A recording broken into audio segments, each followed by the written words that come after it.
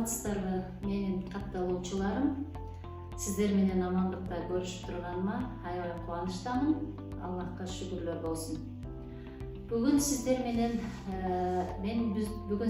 бөлүшүүчү темам нан жөнүндө болмокчу.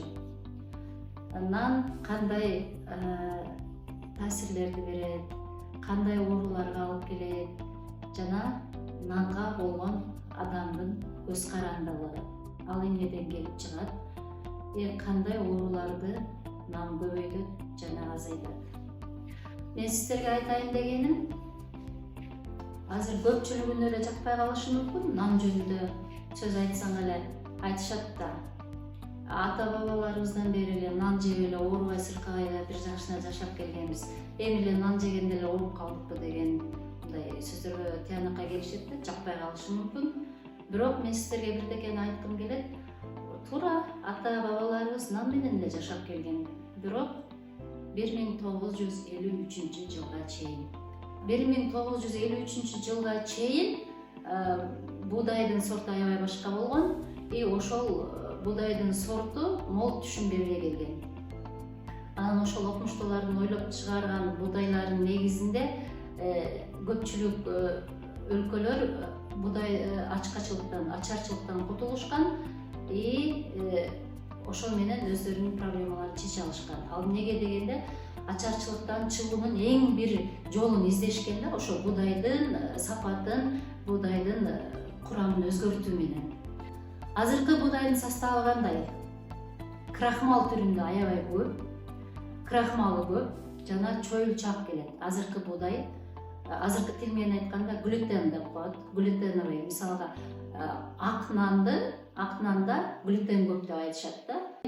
Көпчүлүк учурларда суроо калышат да, кара нан жесек кандай болот, ак нан жесек кандай болот депчи. Ошону сиздерге түшүндүрүп бергим келип турат азыр схема түрүндө. Буудайдын биздин ички органдарыбызга тийгизген таасири жана кандай оорулар. Бул өзүңүздөр көрүп тургандай буудайдын сүрөтү жана түзүлүшү. Буудай 3 бөлүккө бөлүнүп турат. Биринчиси белки, витамины, жиры, ядро деп коет. Буудайдын өнө турган жери. Экинчиси мучнистое ядро. Бул деген өзөгү, буудайдын өзөгү, маңызы десе да болот. Бул жагы уже оболочка, кабыгы. Буудайдын кабыгы, оболочка. Общий оболочка түрүндө болот, бирок бул жакта кабыгы. Бизде эмне кылат? Азыркы заманбап ундарда бул эки жерин алып салат дагы бизге болгону маңызын эле калтырат. Маңызында болсо биринчиден крахмал көп, экинчиден глютен көп ушул маңызында. Бизге керектүү заттар жок бул жердечи. Керектүү заттар каякта калды? Бул бел ылдыйында, зародыш деп коет, өнө турган жеринде клетчатка дейт, сырткы кабыгында калып кетти. Буларсыз негизи буудай өтө зыян болот. Тек гана маңызын жегенде бизге эч кандай ден соолугубузга пайда алып келбейт экен.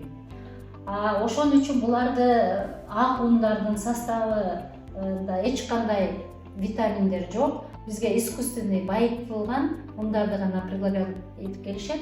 Алар деген магазиндерде мисалга еще сактоо мөөнөтү узак болгон ар кандай химикаттарды кошуп коюшат. Ошон үчүн ак ундар магазиндин текчелеринде 1 жыл, 1,5 жыл, 5-6 айдан баштап 1 жыл, 1,5 жылга чейин сактала берет.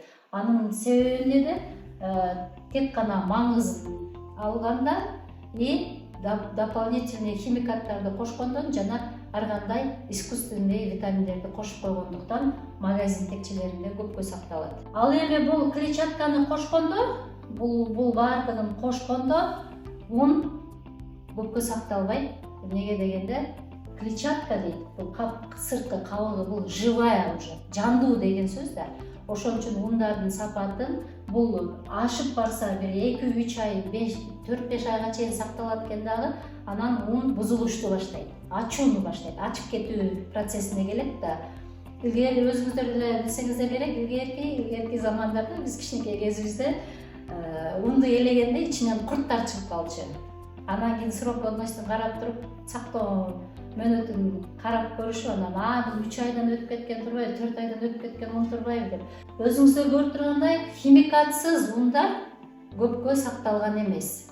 Ашып барса 2 ай же 3 ай же 4 ай. Азыркы жеп аткан ак ундарыбыз бизге эч кандай кишечнигибизге, ички органдарыбызга, мисалы ичегилерибизге эч кандай пайда алып келбейт экен.